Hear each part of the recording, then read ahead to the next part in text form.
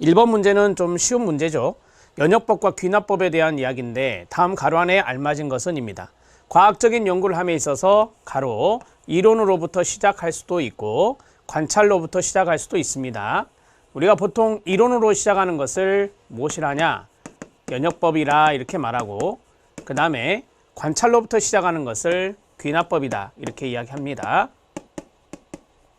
좀 더 구체적인 게 뒤에 나오는데 연역적 연구 방법은 이론으로부터 시작을 하죠. 그래서 이론에 의해서 선행 연구에 의해서 가설을 설정합니다. 연역법이 이렇게 가는 거예요. 그래서 여기에 가설이란 단어가 들어가야 됩니다. 가설을 설정하고 이를 검증하기 위해 관찰하는 접근이다 라고 했어요. 아, 검증하구나 이렇게 정리하시면 돼요. 자, 그리고 관찰로부터 시작한다 라고 했는데요. 관찰로부터 시작하는 것은 뒤에서 제가 앞에서 말씀드린 대로 귀납법이라는 단어가 들어와 있습니다. 자, 관찰로 시작을 하죠. 자, 그리고 나서 이론을 수립한다 라고 했습니다. 그러면 여기에 뭐가 있을까요? 일반화가 있어야 되죠. 관찰로 인해서 이런 일반화 작업을 거치고 이론으로 이제 도출되는 거니까 그래서 우리가 경험적 일반화라는 단어가 여기에 들어갑니다. 자, 경험적 일반화를 거쳐서 그 다음에 이론을 도출해내는 것이 귀납법이다. 자, 여기에 바로 연역적 연구 방법이고 그 다음에 이게 바로 귀납적 연구 방법이다. 이렇게 정리할 수 있겠습니다. 그래서 가로 안에 들어갈 것은 이거 두 개죠. 가설이라고 하는 단어와 경험적 일반화라고 하는 이 두 개의 단어가 들어가야 됩니다. 자, 정리가 됐습니다. 다음은 4번입니다. 자, 2번 확률에 대한 이야기입니다. 2번 문제 별표 쳐주시고요. 확률에 대한 설명으로 틀린 것은 입니다. 자, 첫 번째는 상호 배타적이라는 말이 들어가 있네요. 우리가 2020년도 10번 기출문제에서 이거 풀어본 것 같습니다. 똑같은 문제는 아니에요. 2020년에 10번 문제 참고하시라고 써드린 겁니다. 그 다음에 두 번째는 여기 보면 곱한 것과 같다라고 해요. 이것을 우리가 곱사건이다 이렇게 이야기합니다. 자, 그 다음에 세 번째는 결합 확률이란 게 나와 있네요. 네 번째는 조건 확률이란 게 나와 있습니다. 포인트가 되는 단어들을 좀 밑줄 쳤는데요. 자, 1번에 보면 상호 배타적인 한 집합이 있을 때 한 사상이나 다른 사상이 일어날 확률은 두 확률 간의 차와 같다라고 했는데요. 이 사상을 우리가 사건이라 이렇게 이야기하기도 합니다. 사건, 지금은 사건이라는 단어를 많이 쓰는데 예전에는 사상이라는 단어를 많이 썼죠. 자, 상호 배타적이다 라고 했을 때 우리가 이제 공집합이다 이렇게 말을 하거든요. 그래서 우리가 10번 문제에서 P A 교집합 B가 이게 이제 공집합입니다. 왜 공집합이냐? 상호 배타적이니까. 상호 배타적일 때는 공집합이다 이렇게 말씀을 드렸어요. 겹치는 부분이 없다라고 하는 것이죠. 그럼 이건 어떻게 이루어지죠? 공집합일 때 PA 플러스 PB입니다. PA 플러스 PB. 그러면 차가 아니라 뭐죠? 합이네요. 합과 같다 이렇게 정리할 수 있습니다. 그래서 한 사상이나 다른 사상이 일어날 확률은 두 확률 간의 합과 같다라고 해야 됩니다. 이렇게 정리할 수 있어요. 좀 더 와닿게 말씀을 드리면 A, B 두 가지를 말했습니다. 그러면 A를 우리가 1, 3, 5라 하고 B를 우리가 2, 4, 6이라 합시다. 두 가지의 교집합은 있어요? 없습니다. 공집합입니다. 배타적이죠. 서로 다른 것이 있기 때문에. 그러면 한 사상이나 다른 사상이 일어날 확률은 어떻게 됩니까? 다 더하면 됩니다. 그래서 1, 2, 3, 4, 5, 6 이렇게 해서 두 집합의 합과 같다. 이것을 우리가 합사건이라 합니다. 이렇게 정리할 수 있죠. 그러니까 두 확률 간의 차가 아니라 두 확률 간의 합과 같다라고 이야기해야 됩니다. 사례도 들어드렸고 2020년에 10번 문제에 해당되는 것을 다시 한 번 더 거론해 드렸습니다. 1번 지문이 틀렸습니다. 2번 지문은 둘 이상의 독립적인 사상들이 우리가 같이 일어나는 것을 뭐라 하느냐? 바로 동시에 일어난다라고 해요. 동시에 일어날 확률을 같이 일어날 확률 이렇게 이야기했는데요. 이 각 사상들의 확률을 곱한 것과 같다라고 합니다. 그래서 곱사건이다라고 하거든요. 그래서 우리가 여기 A, B가 나왔으니까 A와 B가 동시에 같이 일어날, 동시에 나타날 확률은 이퀄 곱사건이다. 두 가지를 곱한다, 이렇게 정리하시면 됩니다. 개념입니다. 자, 그 다음에 이제 결합 확률이 있는데, 이 결합 확률이 여기 있는 2번과 연관성이 있다라고 보시면 됩니다. 우리가 이제 A, N, B를 결합이라고 하죠. A, N, B를 결합이라 하는데, P, A, N, B, 이걸 결합이라 합니다. 만약에 A와 B가 2, 3변수일 때, 이게 범주형으로 나누어지는 분류가 되는 2, 3변수일 때, 이것을 곱으로 할 때는 어떻게 하냐? PA 곱하기 PB. 합사건이 아니라 곱사건입니다. 자, 여기 보시면 둘 혹은 그 이상의 사상이 같이라고 했어요. 여기에 보면 같이 나타날 확률이 있잖아요. 그래서 같이 일어날 확률을 우리가 또 결합 확률이라고도 합니다. 결합 확률을 A와 B가 2, 3변수일 때 그걸 수식으로 쓸 때 이렇게 씁니다. 따라서 이퀄 결합 확률은 2번에 있는 같이 일어날 확률이니까 이것은 곱사건과 연관성이 있다. 이렇게 보시면 되죠. 이걸 곱하기라 하잖아요. 이 점이 곱하기 표시입니다. PA 곱하기 PB, 이걸 결합 확률에 해당되는 것이다. 이렇게 보시면 되겠습니다. 그러니까 결합이라고 해서 합사건으로 하시면 안 돼요. 이건 같이 일어날 확률이니까 이거는 곱사건으로 정리하셔야 됩니다. 자, 조건 확률은 그대로 이해하시면 되는데요. 조건 확률은 어떠한 조건 하에서 일어나는 거거든요. 그래서 다른 사상이 일어난 조건 하에서 어떤 사상이 일어날 확률을 우리가 조건 확률이다, 이렇게 말하는 것이에요. 자, A, 여기다 A를 넣으면 다른 사건이 바로 A라고 한다면 A가 일어난 조건 하에서 자, B가 일어날 확률을 이야기한다면 이것을 우리가 조건 확률이다, 이렇게 이야기합니다. 자, 힌트는 여기 있어요. 조건이라는 단어가 힌트가 된다라고 보시면 됩니다.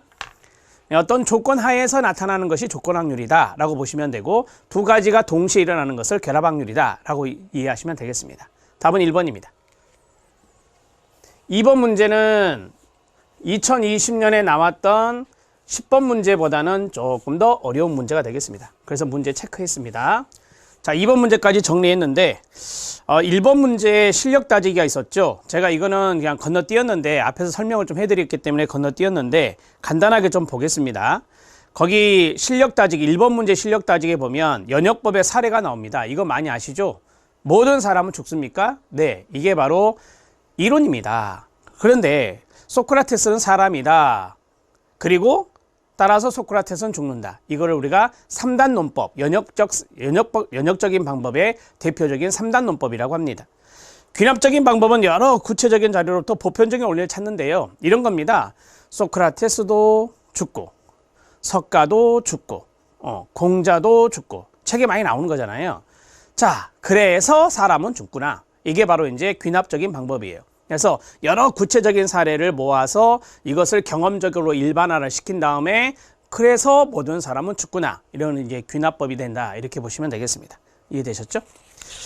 자, 이제 3번 문제 들어가면 됩니다. 3번 문제는 유사, 실험, 설계, 동의어가 준, 실험, 설계. 자, 여기에 구분되는 순수, 실험, 설계.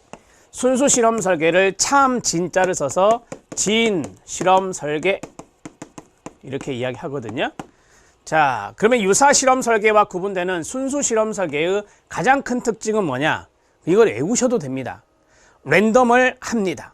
유사 실험 설계는 랜덤을 하지 않아요. 그러니까 실험 집단과 통제 집단으로 구분을 해야 되는데, 그 구분을 할 때 무작위 할당, 무작위화를 하느냐 안 하느냐, 그게 가장 큰 차이점이거든요. 그래서 순수, 유사, 전비. 자, 순수 실험 설계, 유사 실험 설계, 전 실험 설계, 비실험 설계, 이렇게 네 가지가 있어요. 이 네 가지 중에 여기 있는 세 가지는 무작위, 여기 보면 무작위화라고 했거든요. 원래는 무작위 할당이라 합니다. 무작위 할당, 무작위 배치라고 하는데요. 그것을 안 합니다. 안 하고 여기 있는 순수 실험 설계 요거 하나는 무작위 할당을 한다.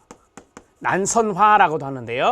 무작위 할당, 무작위 배치를 한다라고 보시면 돼요. 이걸 머릿속에 넣어놓으면 이 답은 바로 풀려요. 그래서 대상의 무작위화가 딱 하나 보이시죠?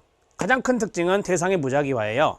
이 대상은 뭐냐면 실험 집단과 통제 집단으로 나누는 거거든요. 그래서 무작위 할당이라고 하는 것은 우리가 실험 집단이 있고 비교 집단인 통제 집단이 있어요. 이 두 집단으로 나눠야 되잖아요. 나눌 때 랜덤으로 나눈다라고 하는 거죠. 그래서 실험식에서 R로 표시를 하는 겁니다. 자, 답은 3번로 됐고요. 독립변수의 조작 가능성이나 외생변수의 통제 정도나 측정의 시기나 대상의 통제 이런 것들은 유사 실험 설계도 하고 순수 실험 설계도 하고 다 하는 거예요. 요걸 기억하세요. 순수 유사 전비에서 순수는 무작위 할당을 하고 유사 전비 유사 실험 설계, 전 실험 설계, 비실험 설계는 무작위 할당을 안 하고 그러면 어떻게 나누느냐? 이 나누는 것이 되게 요 두 가지 있거든요. 비실험 설계는 통제 집단을 두지 않아요. 그래서 요 두 가지에서 통제 집단하고 실험 집단을 구분할 때 요 두 가지를 구분할 때 바로 인위적인 방법을 해요. 인위적 방법을 사용한다. 이렇게 정리하시면 되죠. 자, 연구자가 제가 연구자라면 실험 집단에 들어갈 사람과 통제 집단에 들어갈 사람을 인위적으로 구분하는 거예요. 랜덤화하지 않고. 자, 이렇게 정리하시고요. 자, 독립변수의 조작 가능성이란 건 뭐냐면 한 집단은 프로그램이 독립변수거든요. 실험 처치가 바로 이제 프로그램이니까 이 실험 처치나 프로그램이 독립변수인데 실험 집단에는 프로그램을 하고 통제 집단은 프로그램을 안 하는 거예요. 그게 조작이다라고 하는 겁니다.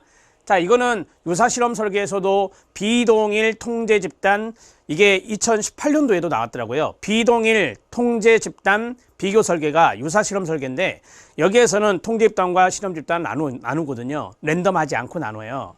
그 다음에 외생 변수의 통제다라고 했어요. 뭐 실험 설계 그 자체가 통제 기능이 있죠. 우리가 이제 외생 변수 통제라고 하는 것은 통제 집단의 설정 자체가 외생 변수를 통제하는 거다라고 보시면 돼요. 인위적인 방법으로 하든 무작위 방법으로 하든 통제 집단을 설정하기 때문에 외생 변수 통제의 기능이 있는 것입니다. 자, 측정의 시기라든지 대상의 통제는 실험과 통제의 이 실험 대상과 실험하지 않는 대상 이 두 가지가 통제된 상태에서 하는 겁니다. 두 집단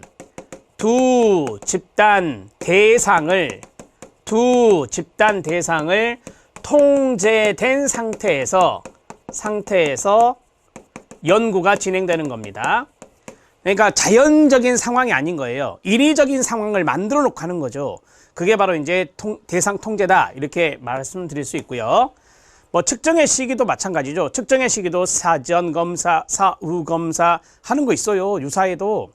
통제 집단 전후 비교 설계는 사전 검사, 사후 검사하는 순수 실험 설계예요. 그런데 아까 말씀드렸던 비동일 통제 집단 비교 설계가 있거든요. 유사에. 유사 실험 설계, 비동일 통제 집단 설계는 사전 검사와 사후 검사를 해요. 그런데 랜덤만 안 하는 거죠. 두 개를 나눌 때. 그래서 측정의 시기, 사전 검사, 사후 검사를 말합니다. 사전 검사, 사후 검사를 말합니다.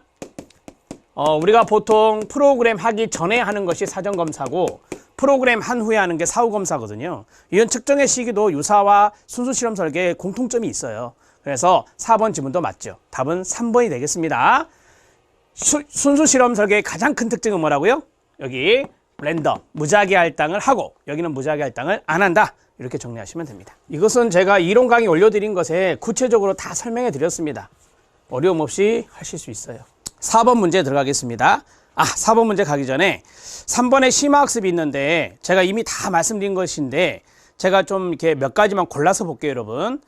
자, 2번 봐주세요. 2번의 순수 실험 설계, 진 실험 설계는 실험 집단과 통제 집단의 연구 대상을 시작! 무작위 할당한 후. 이게 중요한 거예요. 무작위 할당한 후에 실험 집단에는 독립 변수를 조작한다. 그 말은 실험적 개입을 한다 이 말이에요.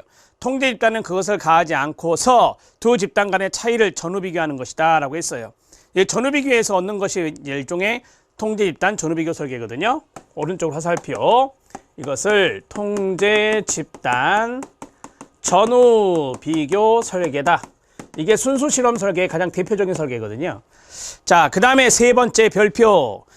유사 실험 설계를 준 실험 설계라고 한다 말씀드렸습니다. 실험의 시기, 사전검사, 사후검사, 측정 시기니까요. 그 다음에 대상 통제, 그 다음에 독립변수의 조작, 외생변수의 통제가 가능하다라고 했어요. 진 실험 설계가 실험의 3요소가 다 갖추어져 있거든요. 그래서 진 실험 설계, 순수 실험 설계가 내적 타당도가 더 높아요.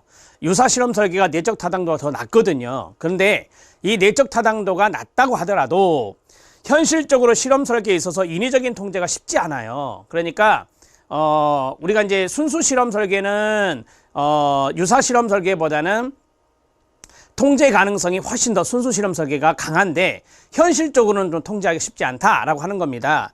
그래서 실제 연구에서는 더 많이 사용되는 게 바로 유사 실험 설계라고 이야기하는 것입니다. 자, 이것만 기억하세요. 우리 사회과학 쪽에서는 이 실험 대상을 통제하는 것이 쉽지 않다. 인위적 상황에서 하기가 쉽지 않다. 그래서 유사 실험 설계를 많이 사용한다. 이렇게 정리하시면 돼요. 자, 유사 실험 설계 중에 단순 시계열 설계라는 게 있어요. 단순 시계열 설계는 복수가 아니죠. 단순이니까 통제 집단이 없는 설계예요. 그리고 실험식을 쓰면 O1, O2, O3 세 번 측정을 했다면 프로그램을 하고 그 다음에 O4, O5, O6가 돼요. 그래서 여기 평균에서 여기 평균을 빼거든요. 여기서 이제 결과가 나올 거 아니에요. 이게 이제 단순 시계열 설계입니다. 시간의 흐름에 따라 하는 것을 시계열이라 하거든요. 그래서 이게 바로 유사 실험 설계에 들어있는 거예요. 유사 실험 설계에 들어있는데 여기는 지금 뭐가 없죠? 이게 지금 복수가 아니잖아요. 그래서 이건 통제 집단이 없어요.